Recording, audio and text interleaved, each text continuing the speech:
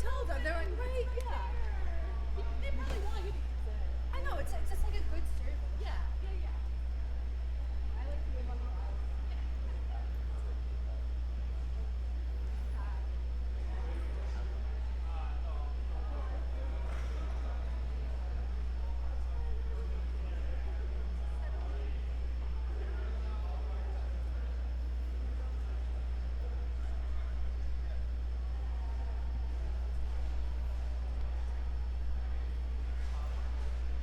Oh yeah.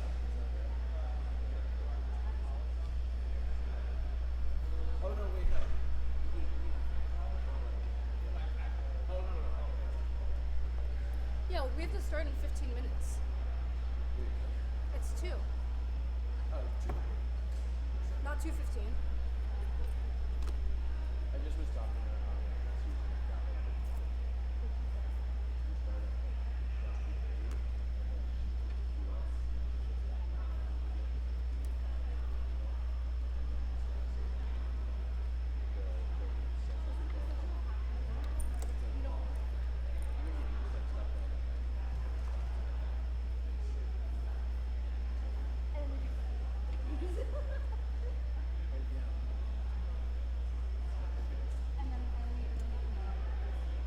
Yeah, yeah. They went to such a we said the same thing. The lady says like, hey, look at this. And then after she's done with it, we go back up the slideshow pictures and all the chapters start popping up.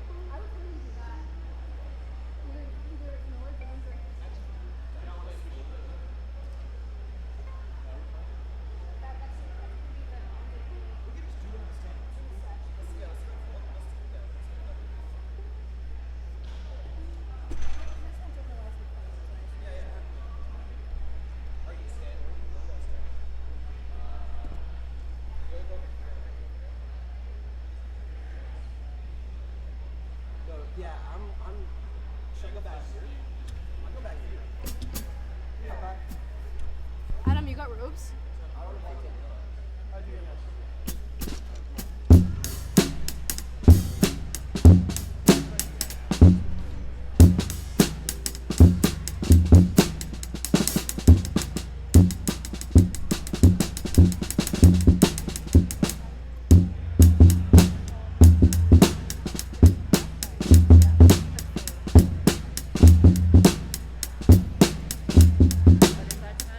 No, this is it.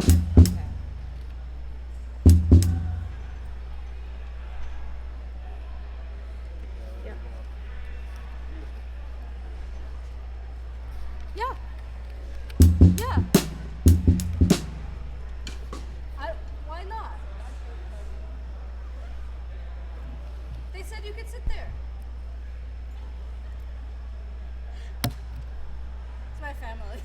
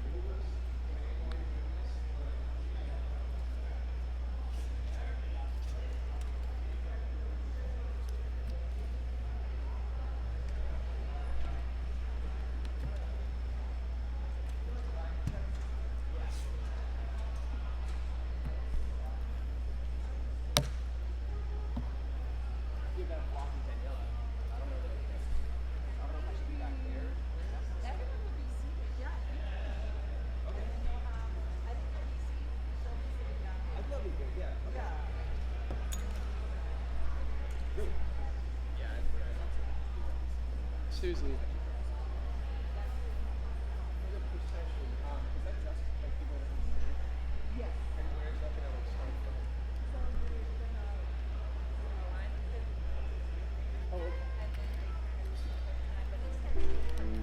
Oh, and you'll come grab us, like, set us up for that? Yeah. Okay. Yeah. Well, about what time do you think we need to start, like, getting ready? Do we have... Do you have your water? Yeah, man, I'm rolling.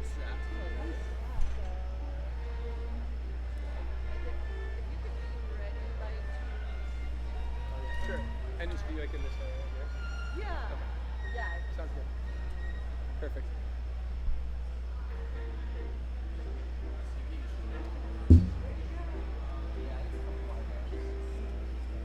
Are we able to sound check now? Are you guys like plugged in and stuff?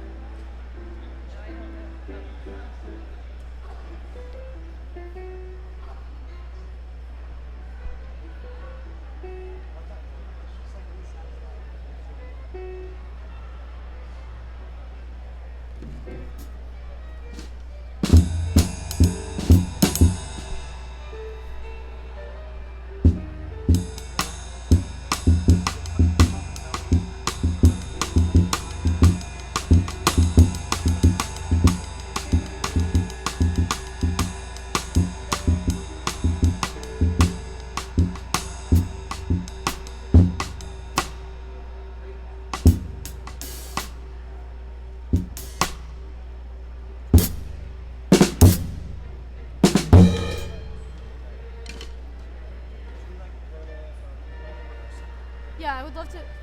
Are you guys like? I can't really hear you, Adam. How do we get things on? Oh, they're doing. I see.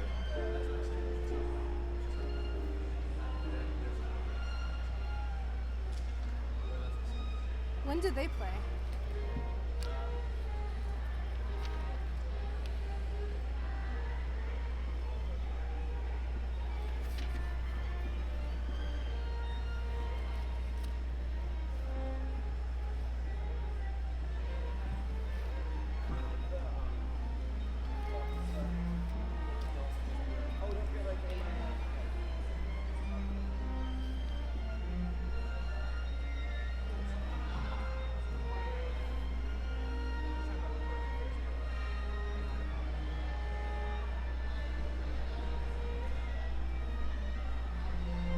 want to start with recording it, you're saying? Whatever, we can for the jazz stuff. It doesn't matter.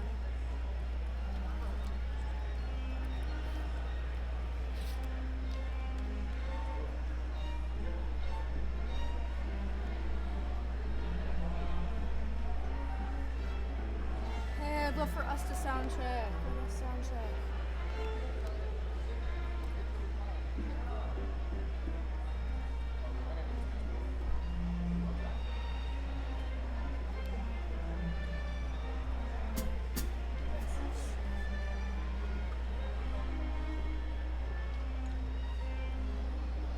Guys, for ending songs, we need to like eye contact it. I can't really see y'all too well, so.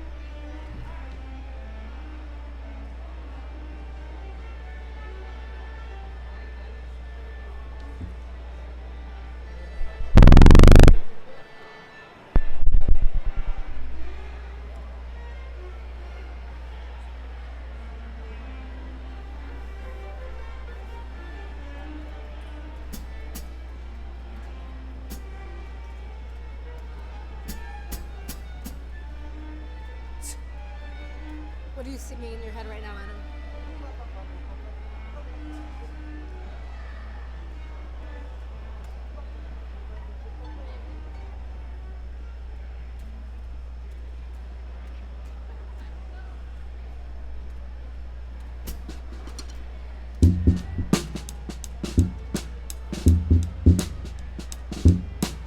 Sunday morning,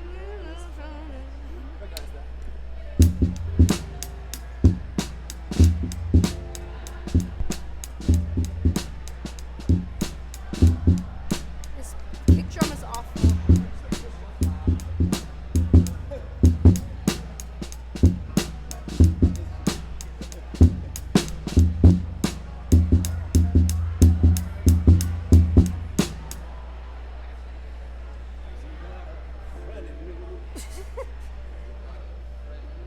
It's really nice. That's really awesome.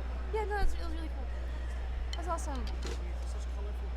I know it's nice, right? Got. What's the really colorful one? Hillel. Oh, dope. I thought about grabbing I wear it because it's pretty. It's so pretty. I should grab one. It looks edible. It looks like candy. Yeah, it does look totally good. We can share it. Here, come here. And this is beads. We ordered them for ourselves, the purple ones. Oh, cute. Yeah, happy about it. I like. Do you want to trade Hillel for Bubs? Yeah, that's.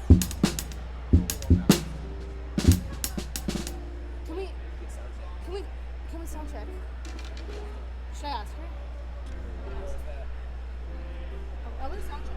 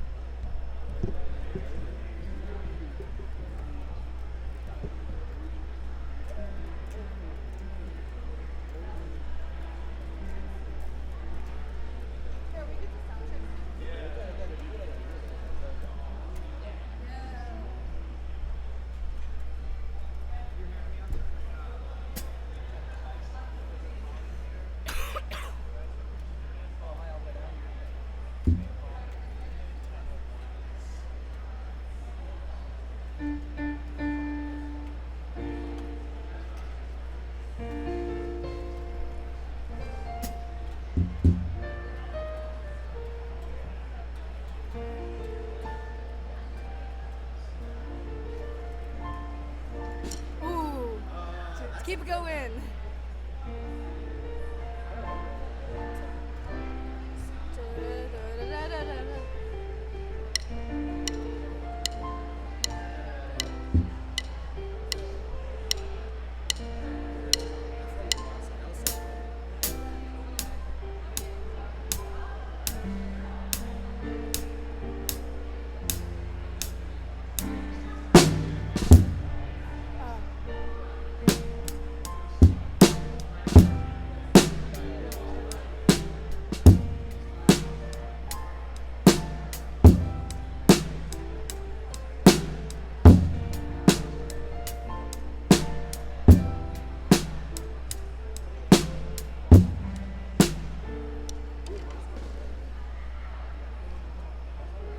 I can't hear the piano well enough, but I don't know if that matters yet. Not yet. Okay. Thanks. Theoretically, Oh yeah.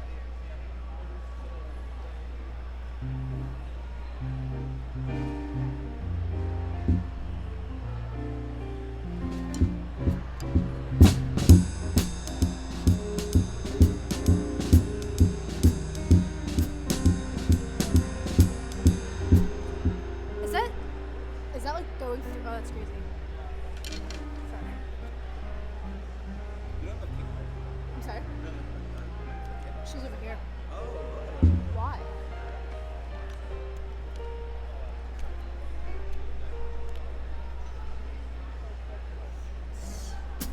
Have your water away.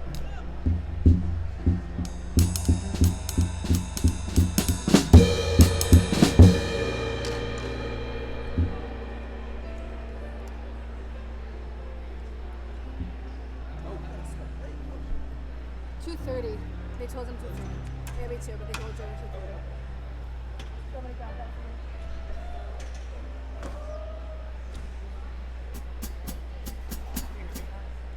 My monitor is not plugged in, but it will be in a moment. Yeah.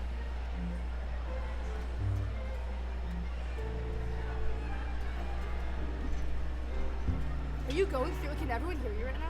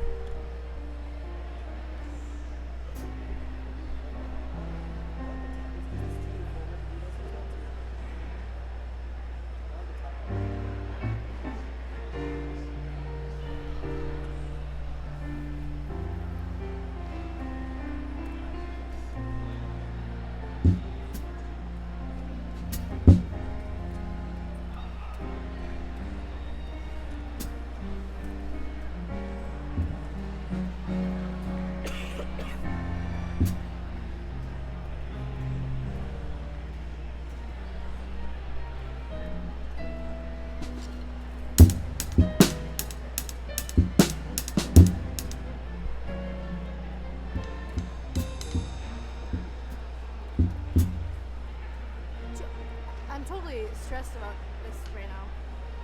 Sounds. Really?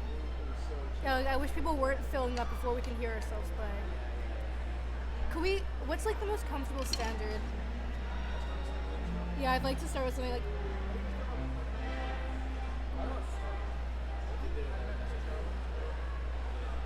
What was that, Adam? Yeah, that's good. How do we?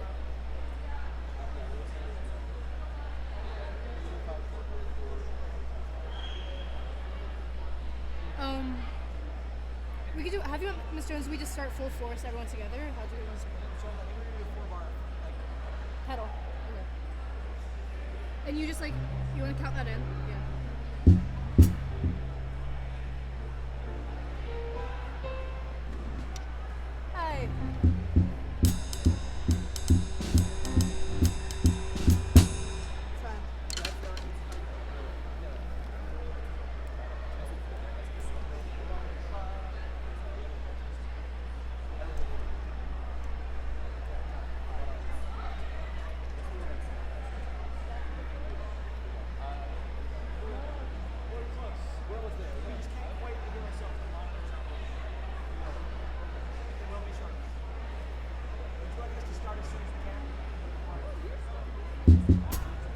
You said roughly 2:30. Because our sound is still wonky.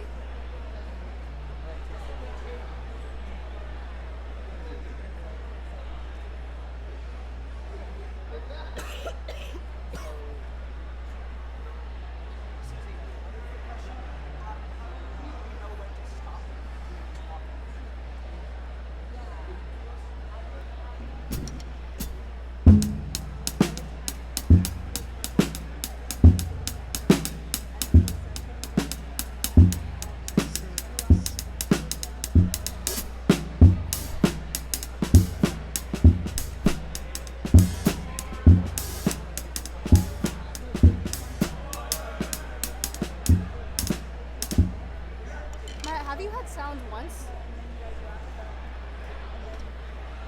Adam piano.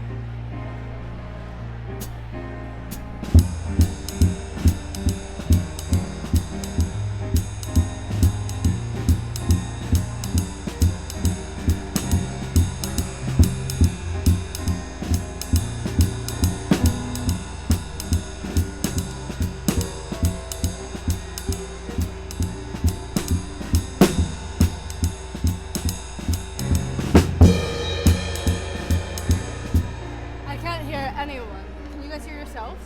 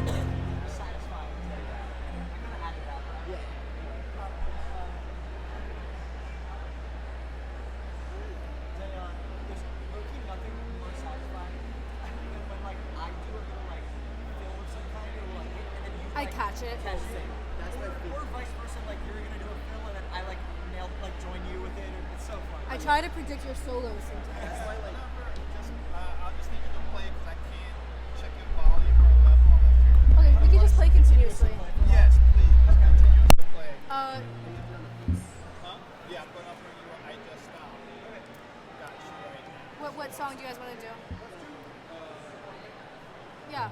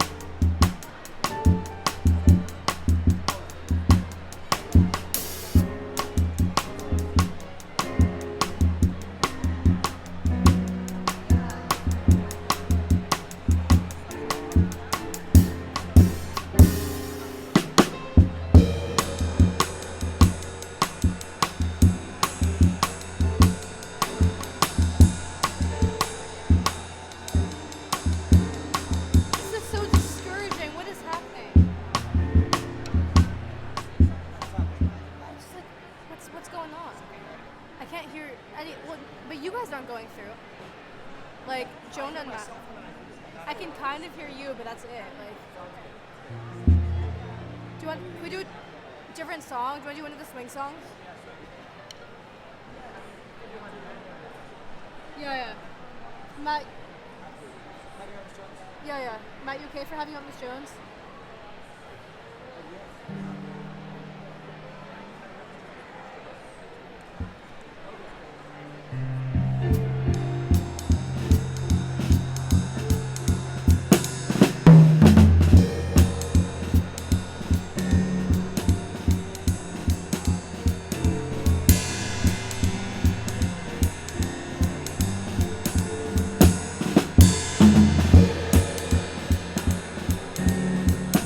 Only Adam. Only you. What?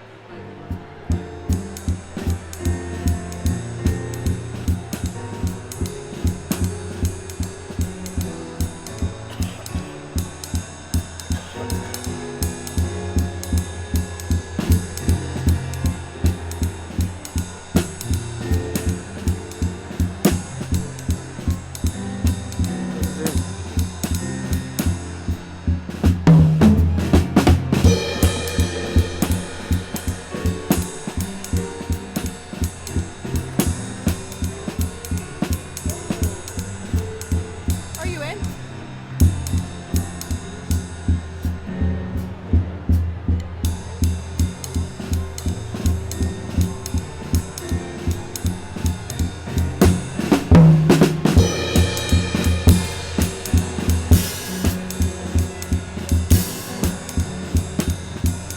Nice to see. Thank you. I know, right? Thank you. Thank you.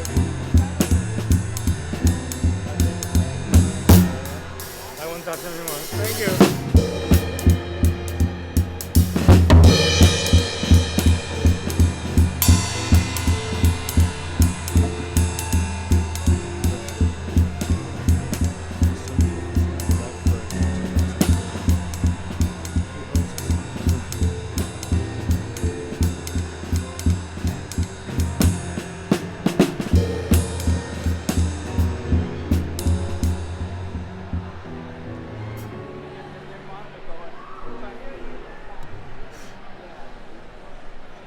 Yeah. Joan, are you going through? Professor in the Department of He's- Electrical and Computer Engineering. Yeah, we can't hear Joan.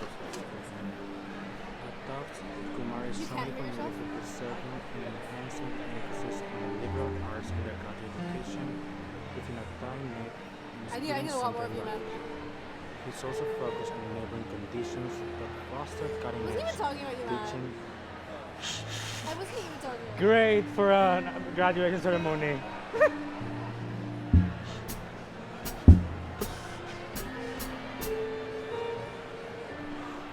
I need more violence. Interest of Tufts many graduate and professional schools.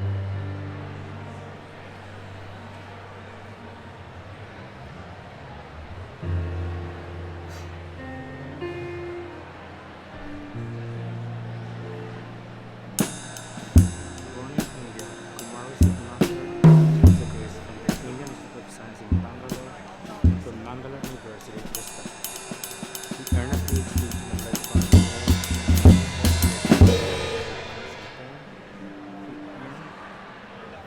A PhD in electrical engineering at the University of Bangalore, Education Program. I now invite the present reporting to the baccalaureate. Can you count it in?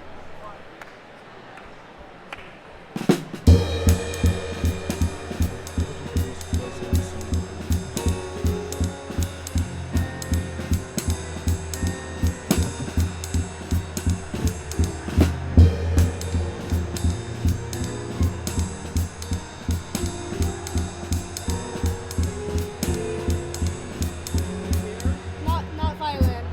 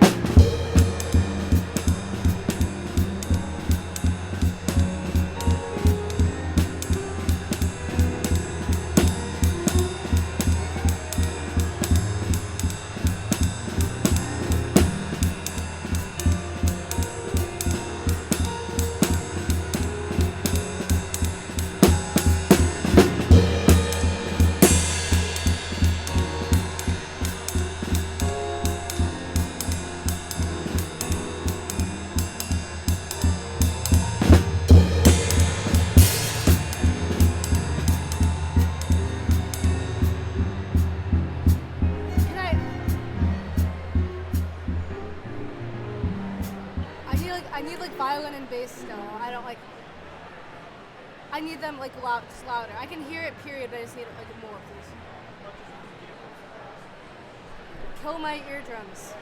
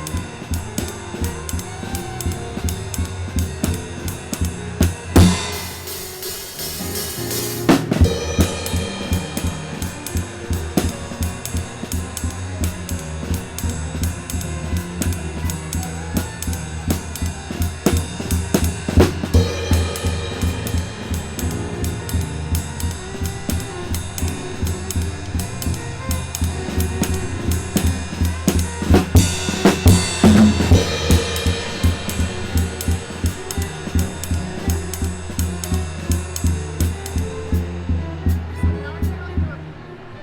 Yeah, I think it's good enough. Are we like going now? Is this like our official start? Yeah. Alright, so yeah, Roy. Oh, yeah. Are you guys planning to walk everybody? Yeah, we're just gonna keep playing as people enter it. Okay, so. Yeah. Yeah, I'm not gonna that weird. Yeah, I can hear myself, so you can grab this close to that.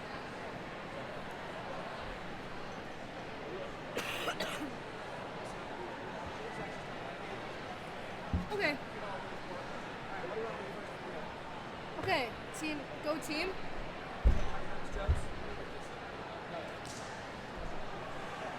So we're all good in the house? Yeah.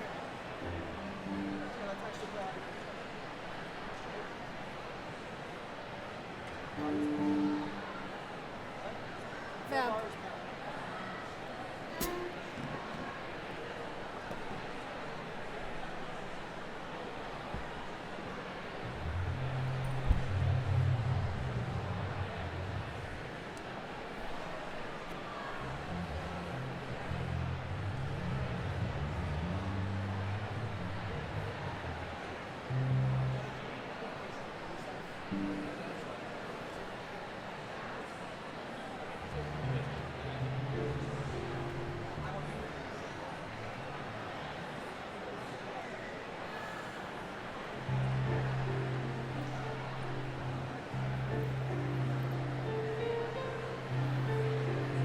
Are you going up? Oh. Are you in the house?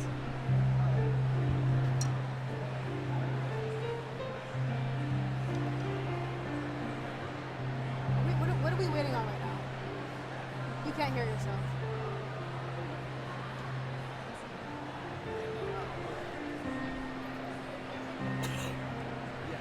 My monitor doesn't sound like it's on now.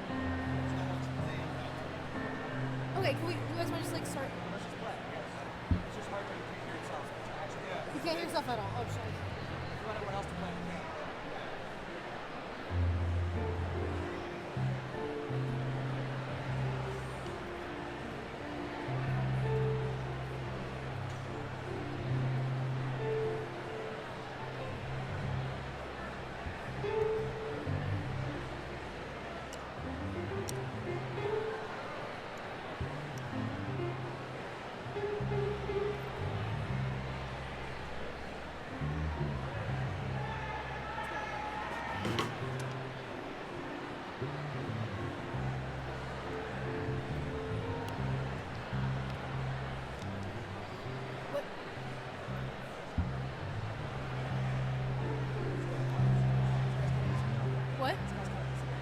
doesn't seem concerned enough. Like it's 240 now.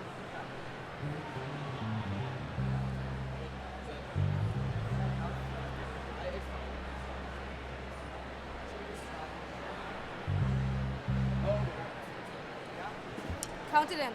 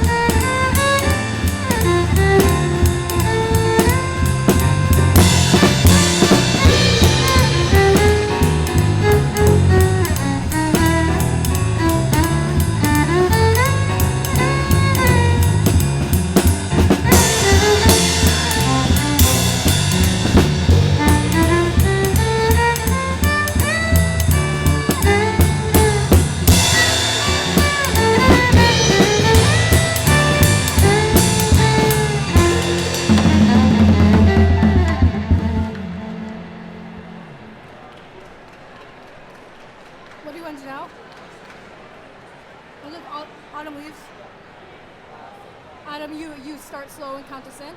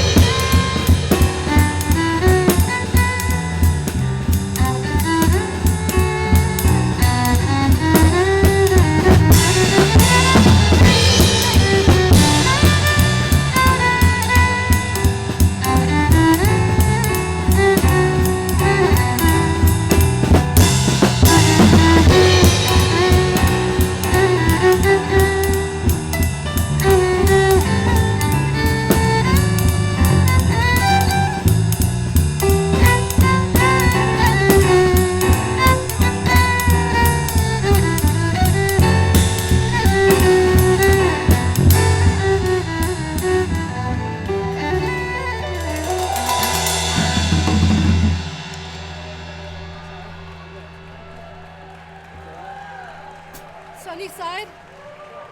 Sunny side? What? Okay.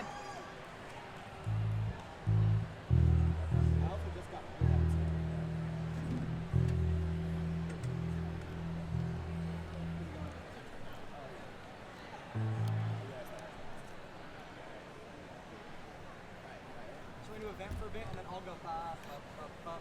Yeah, yeah. I don't know exactly Vamp for a bit. Yeah, just Whatever. I Yeah. don't know how long it'll be. Like 4 parts. Yeah, but it's just like 2, 1, 2, 3, 4.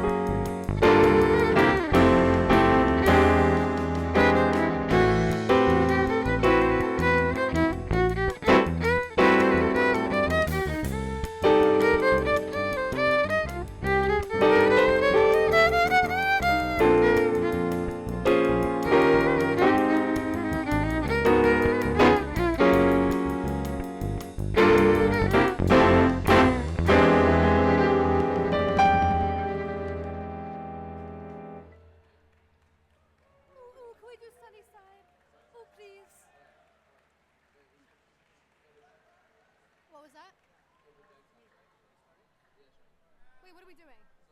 Sunny side.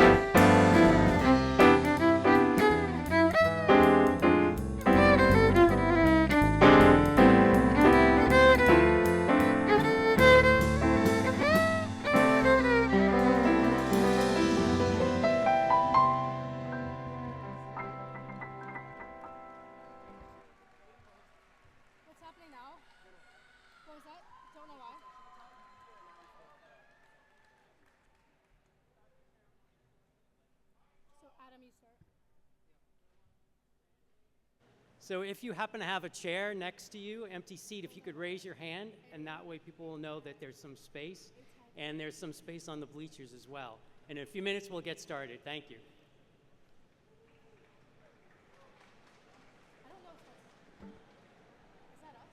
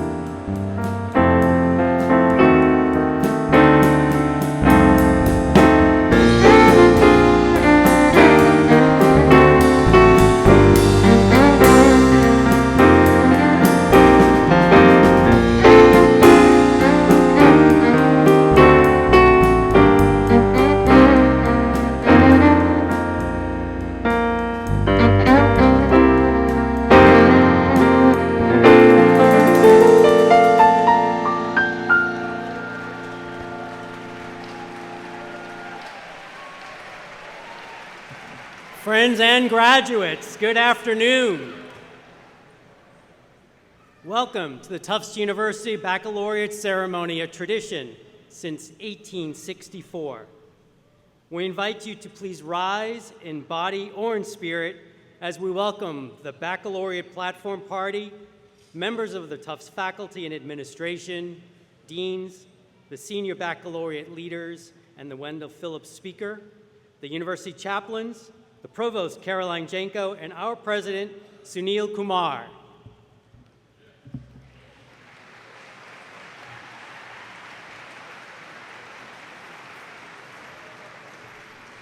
Ready? Are you ready? 1, 2, 1, 2.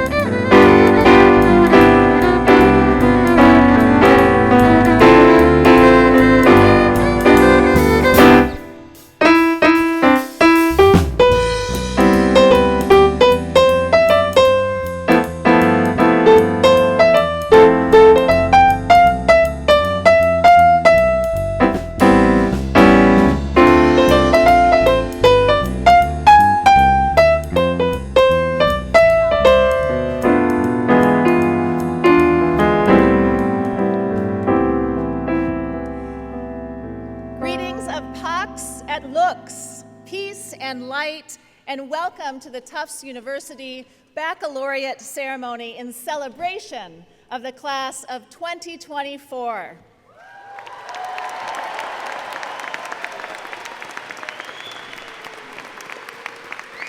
Welcome. Welcome graduating seniors. Welcome families and friends.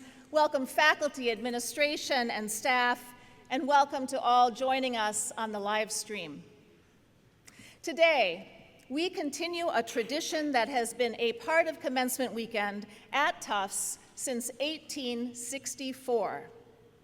Once a Christian worship service reflecting the Universalist heritage of our founders, we now gather for a baccalaureate ceremony planned by seniors and our multi-faith chaplaincy. This is a moment before the university-wide commencement celebrations tomorrow for this class to be together as one, to pause and reflect, and to give thanks for all of the ways you have both thrived and learned together these past years. As we have prepared for this day, I have often looked at one of Goddard Chapel's historic stained glass windows, pictured here. Its solemn beauty stops me in my tracks, and I wonder about the artisans who designed and hand-painted the window, etching multicolored hues onto glass oak leaves, acorns, sky, and sunbeams. And I see that they were not just creating a gorgeous piece of art, they were telling a story that matters for us now. The wreath of leaves surrounding a scroll evokes the prophet Isaiah's promise and call to his community that they would one day become oaks of righteousness. This window is designed to honor Two Tufts founders, but today, I believe it's an invitation to each of us to be oaks of righteousness, people who bind up the brokenhearted, who repair our communities and our world, who proclaim justice and work for peace, who raise each other up. At its heart, this baccalaureate ceremony is about raising one another up, raising up every graduate, raising up the faculty and staff devoted to your learning and flourishing, raising up the beloved family and friends who have supported you along the way, raising up the wisdom and values you've each developed here, and will take with you always. May this be an hour of raising one another up, and may we now continue our service with a message from the members of the senior class themselves. You may be seated.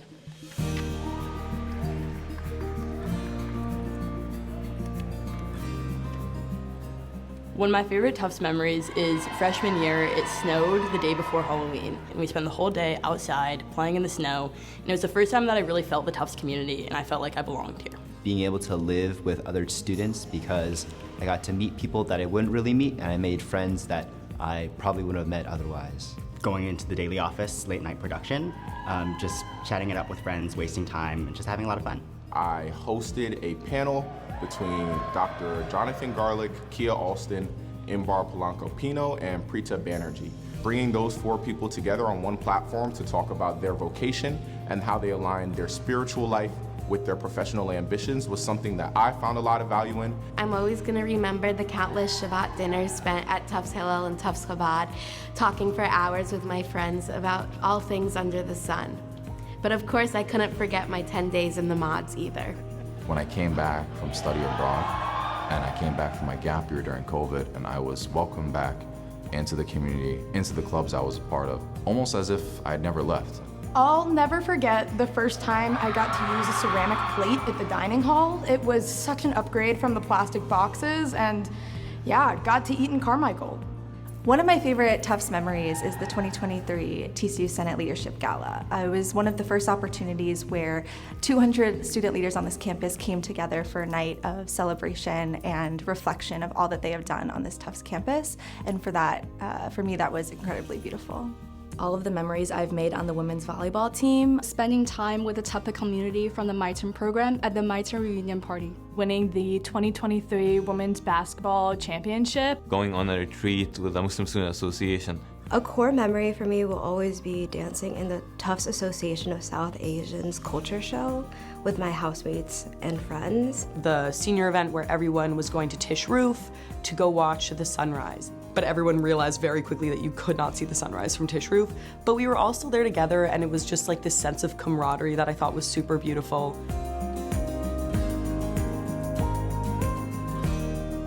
Congratulations to everyone for reaching this significant milestone. It's been such a great journey. Although tomorrow we might be college graduates, I'd like to share a message we learned in kindergarten: to treat others the way we want to be treated. My one message for the class of 2024 is to not be too hard on yourselves. Every day you should do your best to develop habits that will bring you closer to the life it is that you want to live, the career it is that you want to create. Invest your time in what you value most. Embrace the unexpected and always ask for more. Take advantage of all the opportunities that you have, and don't be afraid to try new things. Be happy and be grateful for what you do have, and know that just because it didn't turn out the way you thought it did doesn't mean it's a failure. Recently, a Tufts alum told me that I shouldn't be afraid for my friends to be scattered throughout the world, because that means that I will have a family everywhere I go. My message to the class of 2024 is that injustice should not be normalized, and that's something I've learned here through my professors, through the communities that I'm a part of, take the compassion that you learned from the Tufts community to the world and to be the change that you want to see.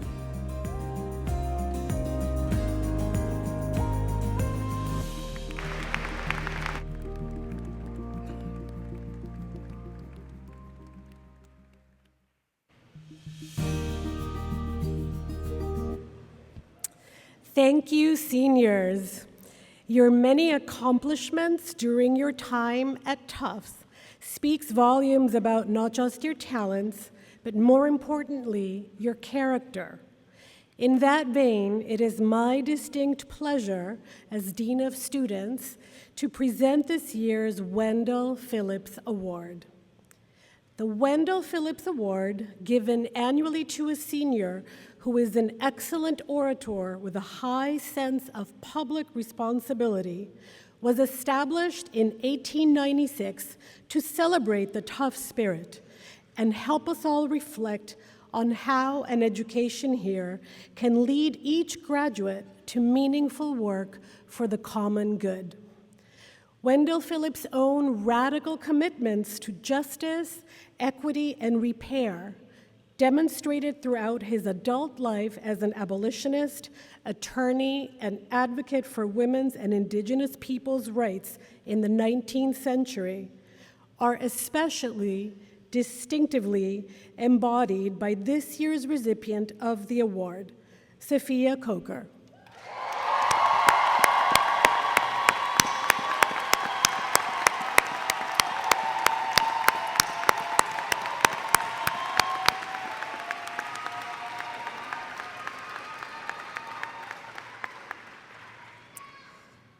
Sophia grew up in Dorchester, Massachusetts, where she learned the value of community activism and the strength of the BIPOC community.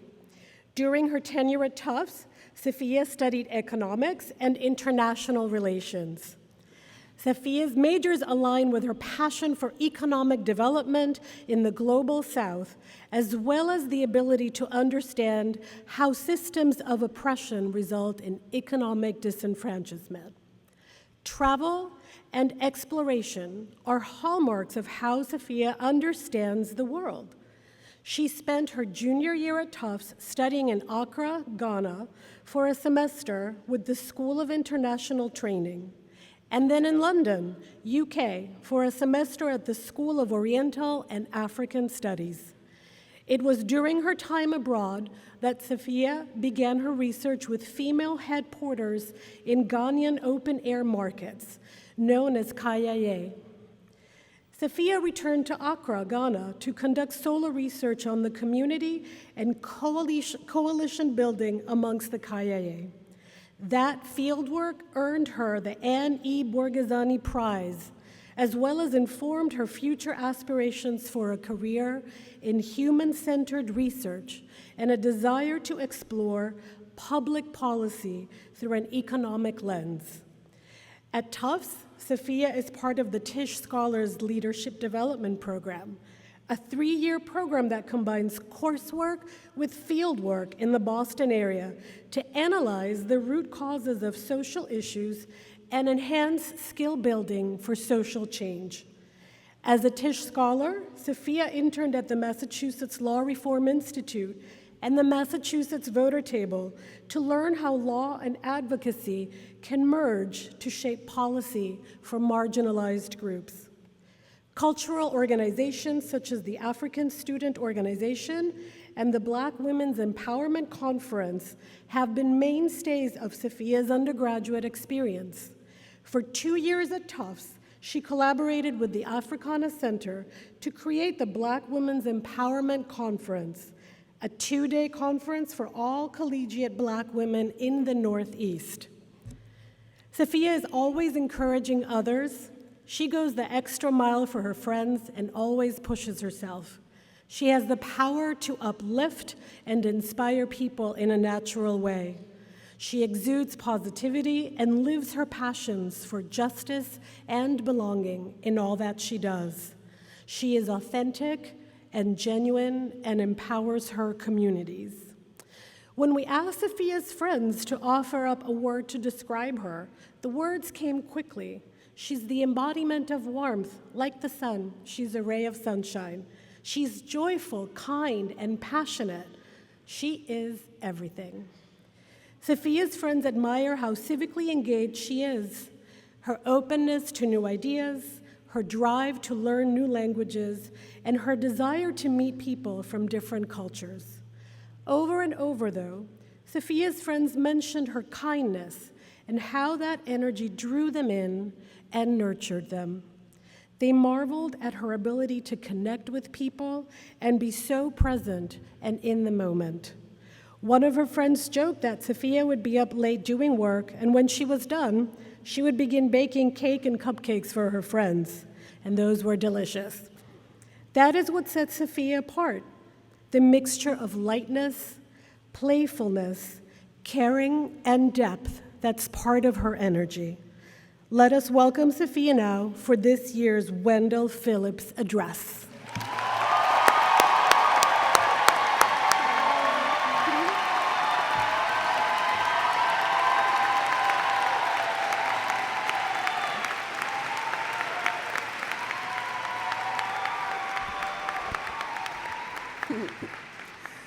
Good afternoon, Tufts University students, staff, faculty, friends, family, and the graduating class of 2024.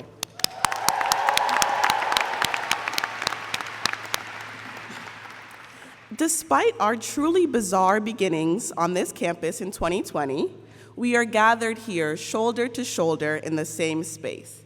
Take that in for a moment.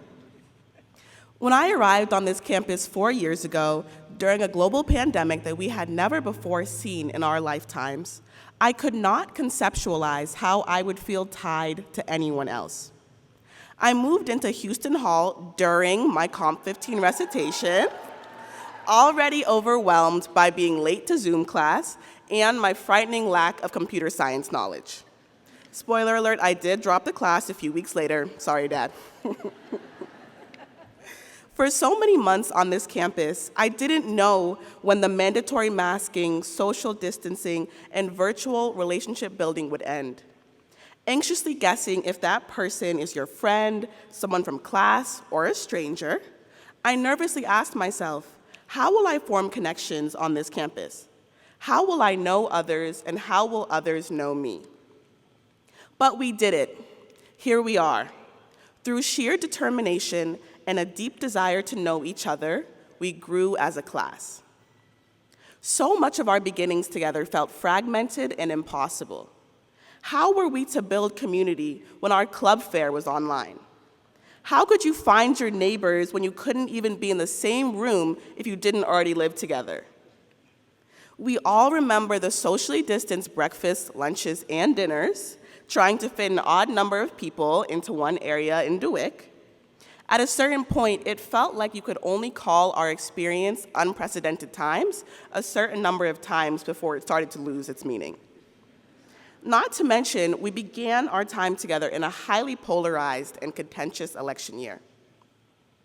For the class of 2024, our time together has been like a web of yarn, tied together and knotted. Some loops are stronger and some are looser. These ties have connected us over the past 4 years.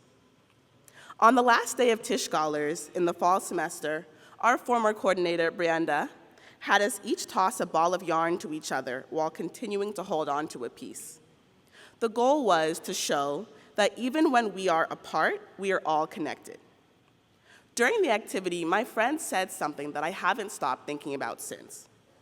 She said, I think of the entire world as my community. We are each responsible for the other. Now, her words struck me, and I thought to myself, wow, what a world it would be if we each thought of the other person as your neighbor and a member of your community. As we continued to toss the ball, the web got more and more complicated. Some people had to go to their next class, and someone else would pick up a piece of the yarn that they were holding. The web was messy, tangled in some places, drooping in some parts, and too close in others. And yet, I was staring at the rainbow-colored yarn and doing a world-building exercise in my mind. Tufts University class of 2024, we are all tied to each other in loose bonds and tight ones. If you look at the person to your left, turn your whole body around, and look across the room, you may end up looking at someone you don't know very well. Maybe they're your marriage pack from sophomore year. Or maybe they're from a group project from your intro-level course your first year who did not help as much as they should have on that group project. Regardless, we still know each other. Now, for a moment, let's think. What would it mean if we considered everyone in this room to be responsible for me and I responsible for them? What kind of world would we live in? Now, this is not me asking you to become instant best friends with every person, nor am I asking you to immediately shift the things that we do not have in common. This is me asking you to consider the fact that we are all tied together, and our actions affect each other. Your words have more power than you believe, as well as your dreams, desires, and actions. It's 6 degrees of separation when you think about it. Now, my favorite class during my first year at Tufts was Colonialism in a Global Perspective, taught by Professor Chris Manjapra. The class, even though it was virtual, made me excited to log on and learn. I was always elated to connect virtually with other people who were just as curious as me, and who were hungry to learn more about colonialism, racism, sexism, all of the isms that impact so many of our lives.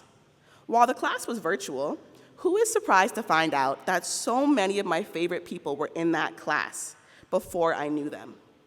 We were already unified in so many ways before we knew each other formally.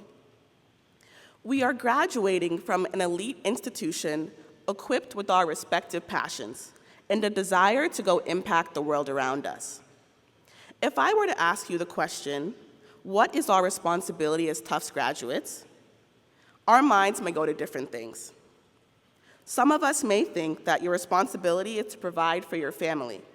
Some may say it's to make a name for yourself.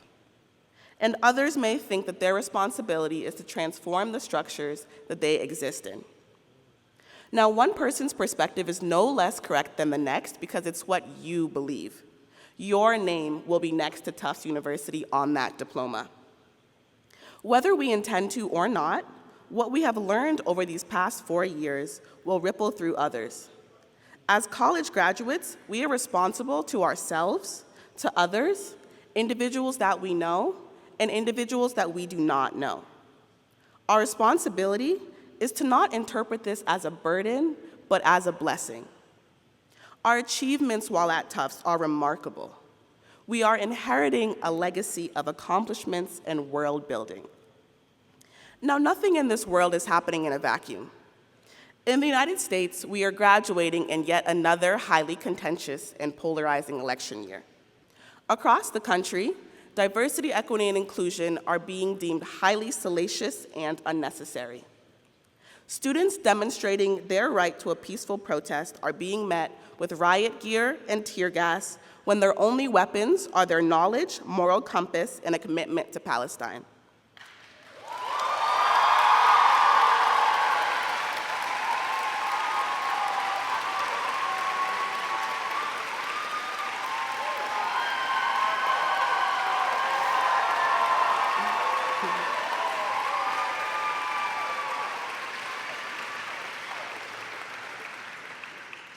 Bills against transgender individuals, limiting access to gender-affirming care, the overturning of Roe v. Wade, and so many other concurrent crises make millions within this country feel unsafe and silenced.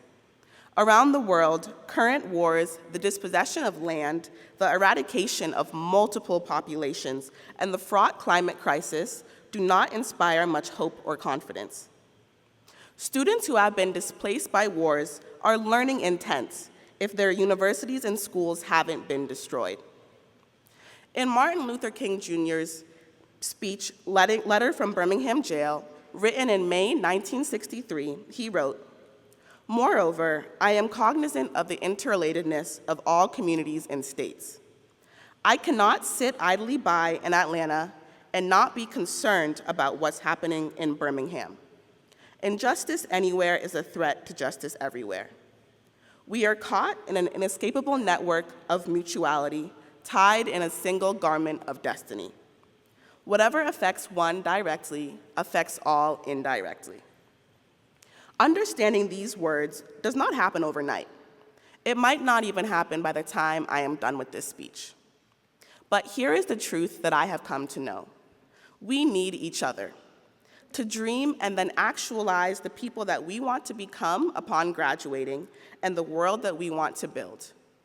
A world where movement is free and people can belong to their land. A world without persecution and prejudice. Now, you may be scoffing right now and saying to yourself, Sophia, that is impossible and unattainable. A world like that only exists in dreams. Now, sometimes I believe that too, sure. But what I am saying to all of you is that these high ideals can only be achieved when we see the connectedness between each other. Your experience in civil engineering may provide cutting-edge advancements in the continuous struggle for housing equity. Your BFA, artistry and design skills will hold a mirror up and teach the world about itself. That degree in science may improve millions of lives by finding an affordable cure for malaria. We are all now looking towards our future. How can we make it something that we're proud of? It is possible to create the future that we envision. We must imagine what has not yet occurred. I hope that each of you can begin to visualize the thousands of strands of invisible yarn that connect us for the better. Congratulations, class of 2024. I am so proud to be a member of this resilient and passionate class. Let us now go forth together and imagine, then create all of the possibilities that we hope to achieve in our lifetime. Thank you.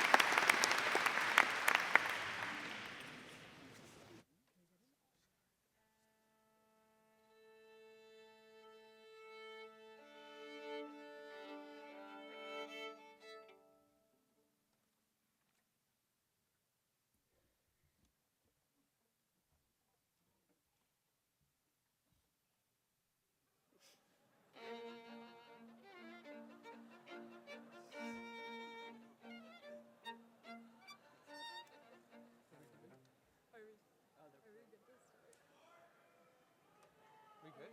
Okay. Again.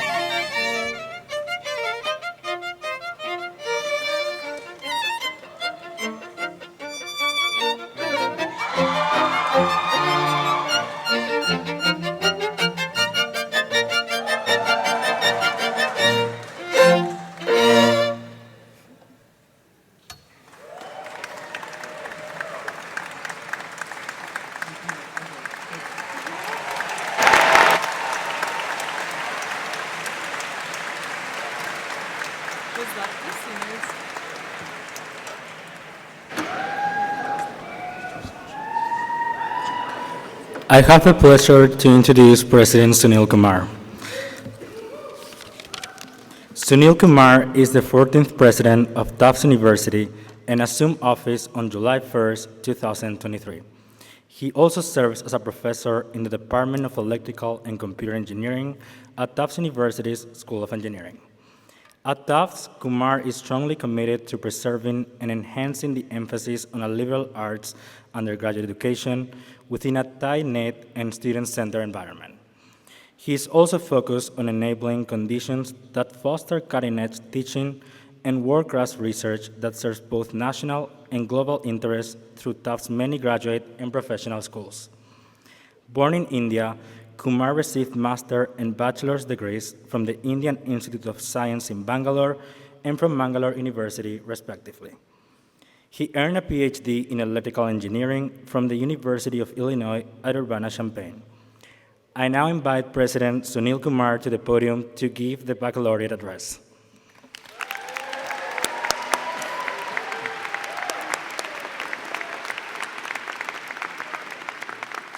Thank you, Sebastian, for that introduction. A warm welcome to family, friends, colleagues, guests, and most importantly, the class of 2024.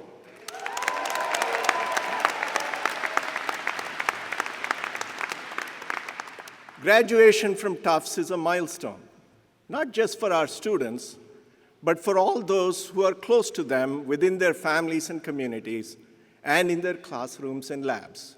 Therefore, before we make this all about the class of 2024, let me take a moment to recognize those who have made this day possible for them. Parents, grandparents, siblings, partners, children, friends, teachers, faculty, deans, coaches, advisors, and staff. Graduates, please stand and share your appreciation for these individuals who have contributed to your success over these many years.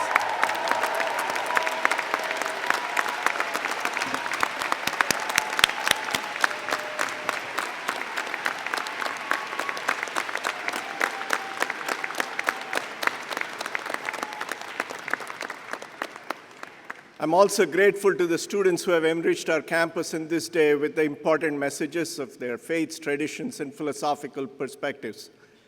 Thanks to the string quartet and the jazz ensemble for sharing your talents with us today.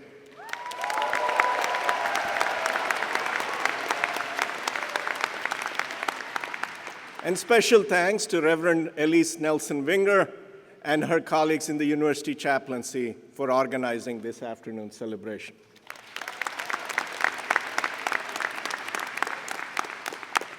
Finally, thank you, Sophia. What more can I say than we are very proud of you.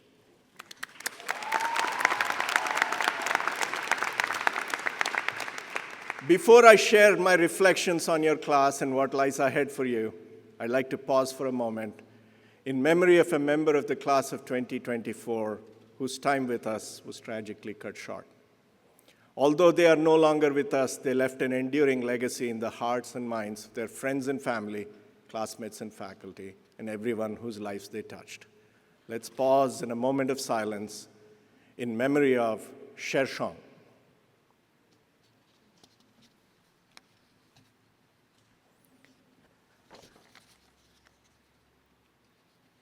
Thank you.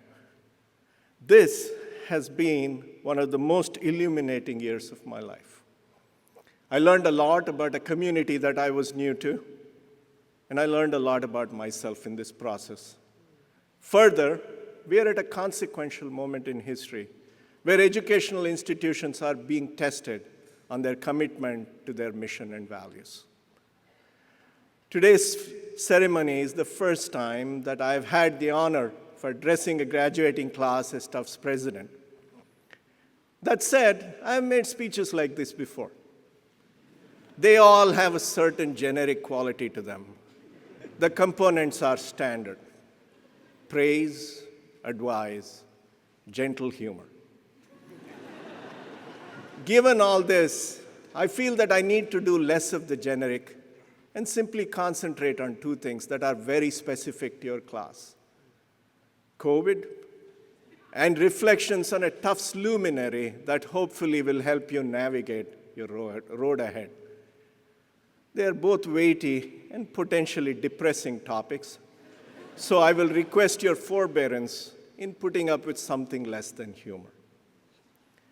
For the past 4 years, your class has been an exemplar of resilience. Together, you have navigated the uncertain path that COVID-19 laid before you. For no fault of your own, the end of your time in high school and the start of your college careers was disrupted through a once-in-a-century event. When you arrived at Tufts, a lot was asked of you. As you saw from the videos, regular testing, mask wearing, small social circles. But you did not let these limitations stop you. Through sheer will, determination, and resourcefulness, you have accomplished great things. You have made something that was profoundly challenging into something truly positive. I hope that when you need inspiration and encouragement at a particularly difficult time in the future, you will remember all of the people who gave you a shoulder to lean on and who provided you with the motivation to keep going while rooting for your success. This was a valuable lesson for me. Being part of a jumbo herd really helps. We're not in it alone, and we should always remember this. We should do our part for the herd and not hesitate to ask for its help when needed, even when we disagree with the herd. That said, you will often have to act and act alone. Here I would like to turn to the writings of one of our luminaries. Daniel Dennett was a giant on the Tufts faculty. He passed away a few weeks ago. He was a philosopher who studied, among other things, free will and determinism. I have admired his writings greatly, and they have helped shape my thinking. The past few years have reinforced a key concept for me. We do not fully control the outcomes of our actions. Two people can act identically, only to have very different results. This lack of complete control raises many thorny issues. How should we act? How should we judge others' actions? Dennett tells us to rely on intent. What were they trying to accomplish? I try hard to discern intent when I speak with someone whose actions I disagree with. I find it illuminating.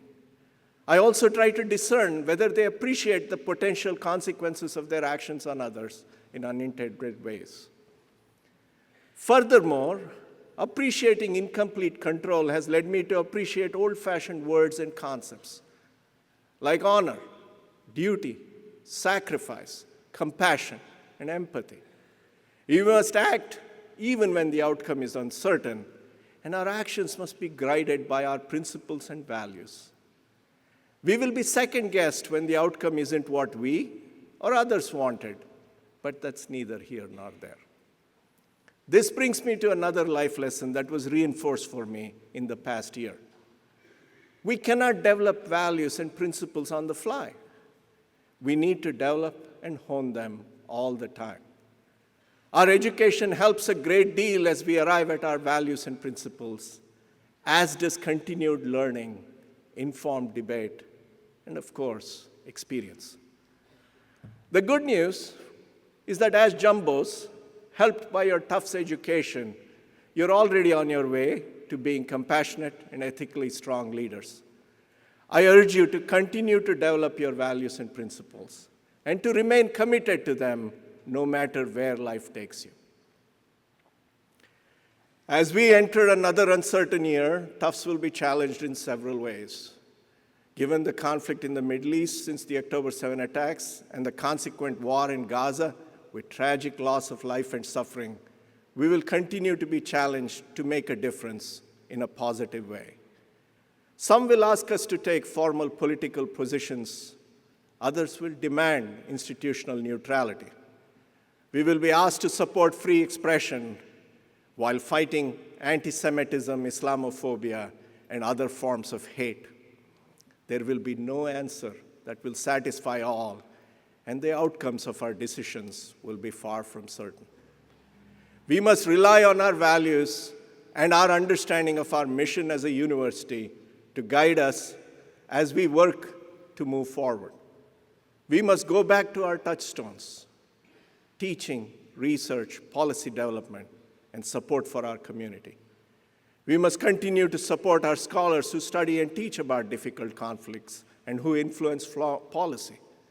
We must learn, talk, and debate openly in a civil manner.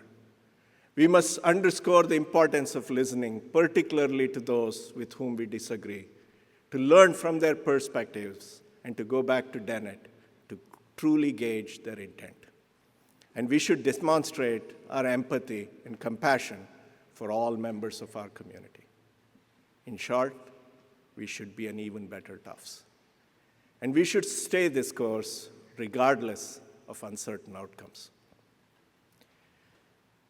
It has been a privilege to start my time at Tufts with such an inspirational class of graduates. I'm confident that you all will not only do well, but do good.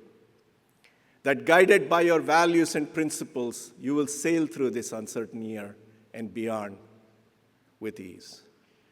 Congratulations, class of 2024. You got this. Thank you.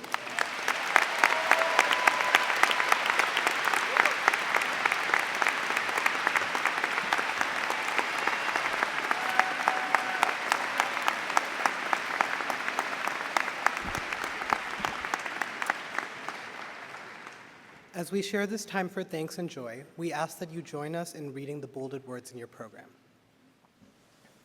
In this moment, we offer thanks and joy for our years together in this place and for the values that Tufts University at its best imparts: a love of learning, a commitment to service, civic engagement and advocacy, an understanding of the unity of all living beings, a sense of community, self-respect, and respect for others, an appreciation of friendship, creativity, and beauty, and a deep gratitude for those who have accompanied and supported us.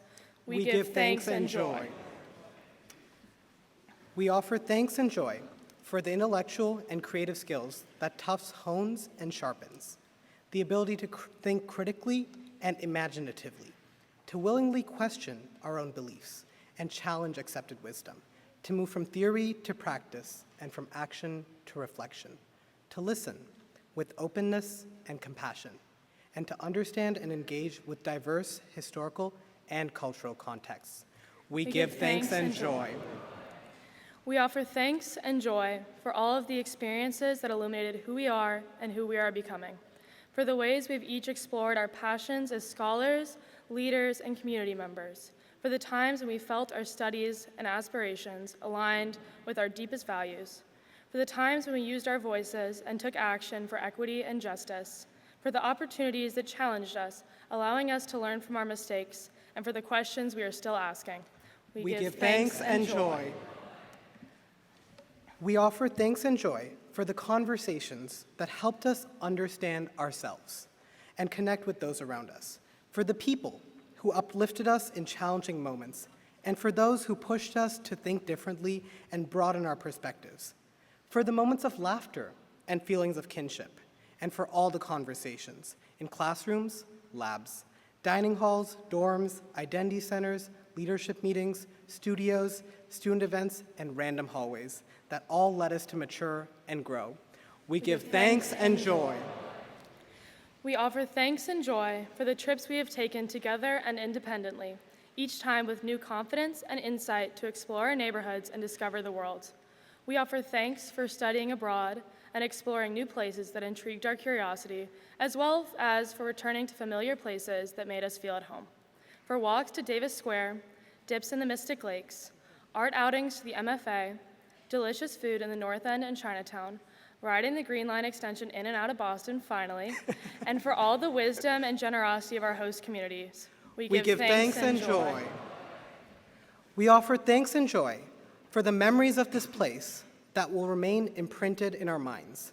Late night dining on the weekends, watching the sunset from Tisch Roof, painting the cannon, studying in the new Joyce Cummings Center, cheering on our athletes, picnicking and sledding down Pres Lawn, appreciating artists at galleries and on the stage, and listening to live music on the quad. For these and all gatherings that brought us together, we give thanks and joy.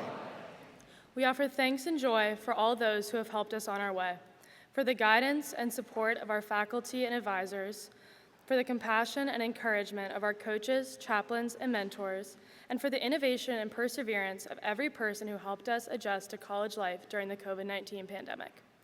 We offer thanks for the often unsung heroes across the Tufts community who have made our lives possible day by day: dining workers, custodians, counselors, healthcare workers, and staff, for the love and patience of our friends and families near and far, as well as those no longer with us, but present in spirit and love. We give thanks and joy.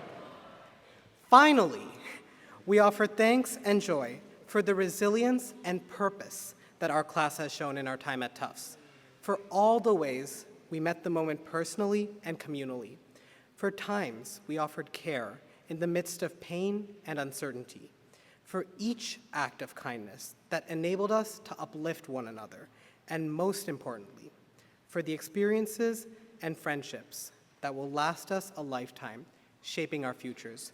For all these things and more, we offer thanks and joy. Thank you.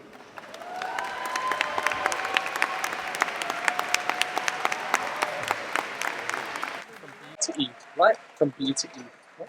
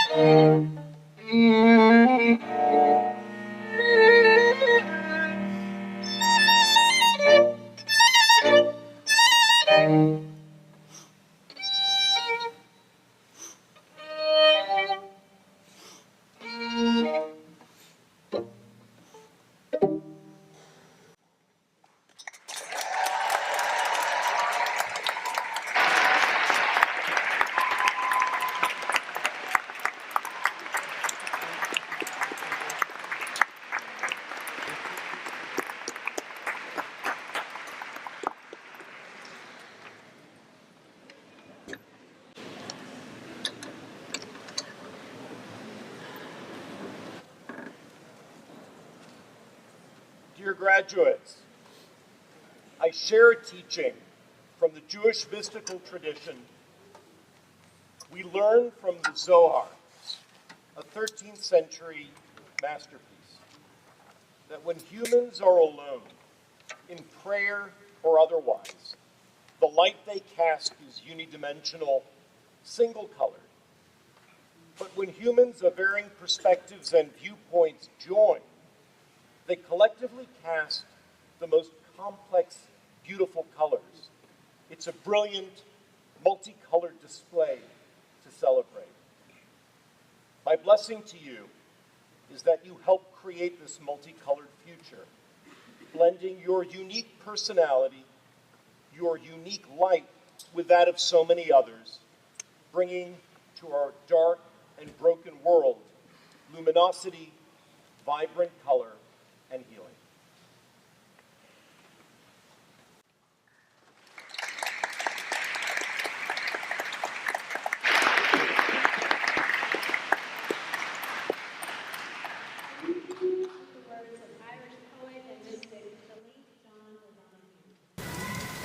May you be blessed with good friends, and may you learn to be a good friend to yourself. May you be able to journey to that place in your soul where there is great warmth, love, feeling, and forgiveness. May this change you. May it transfigure that which is negative, distant, or cold in you. May you be brought to the real passion, kinship, and affinity of belonging.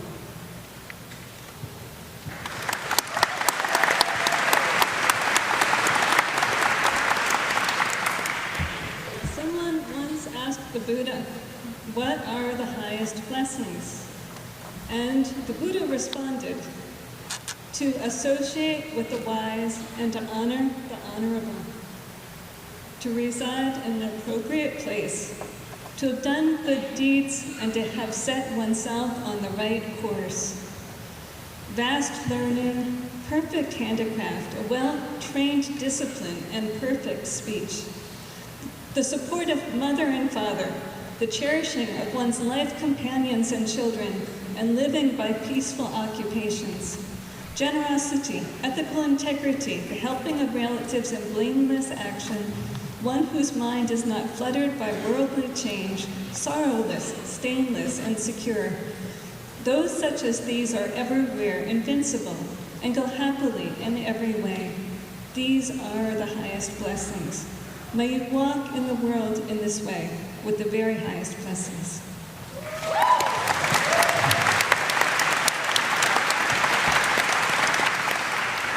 I offer these words from my Protestant Christian tradition written by the Reverend William Sloane Coffin. May God give you the grace never to sell yourself short, grace to risk something big for something good, and grace to remember that the world is now too dangerous for anything but the truth and too small for anything but love. Amen.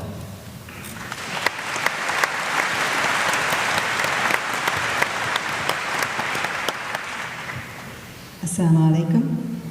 The Prophet, peace be upon him, taught us that the true success lies in the attainment of a sincere and sound heart. Whatever path you take in life, always remember to check in with your heart. Take the time to discern whether the path you are on aligns with your values and beliefs and who you are as a human being. The heart, just like the mind and the body, is a precious part of us that needs attention and care. So remember to care for it, to listen to it, to honor it. When you lead, lead with heart. When you serve, serve with heart. Our world needs nothing more than for our hearts to be alive, awakened, and present. Amen.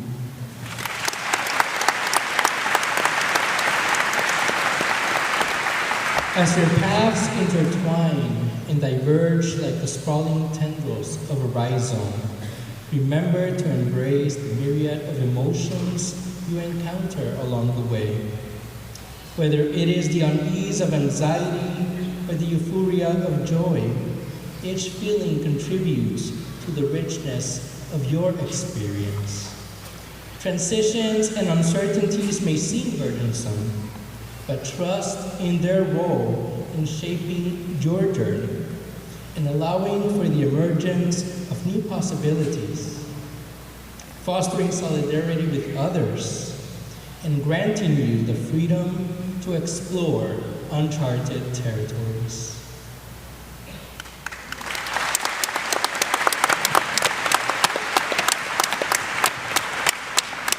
Namaste.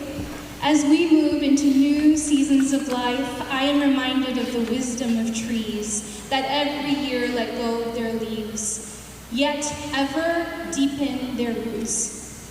As you let go of this time together at Tufts, may you know that everyone you have touched with your presence is connected to you. As a wise saying in Sanskrit, when translated, says, every new beginning comes from some other beginning's end. May your roots continue to grow deep to nourish you and those who come after you. Om Shanti Shanti Shanti. May peace be with us all.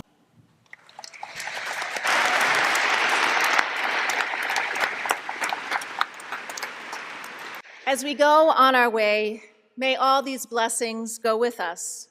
May the peace and light deeply rooted in our traditions of practice, belief, and belonging ever guide us.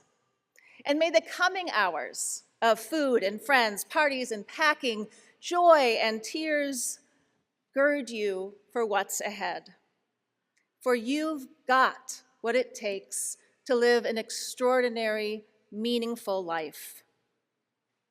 And all of these people here, your classmates, professors, family, and friends, they've got you and always will.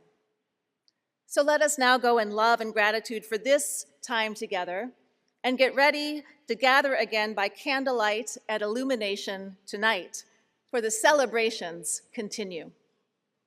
Amen.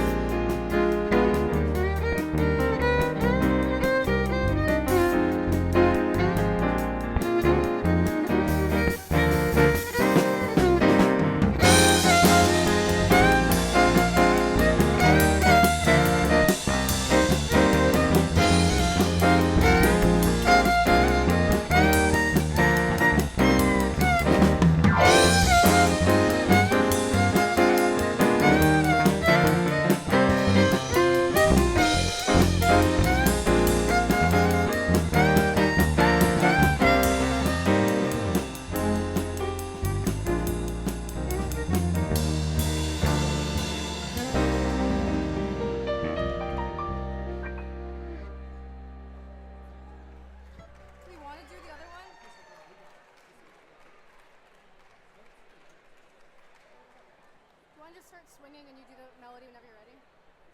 Yeah. This was never, like here. You want it faster?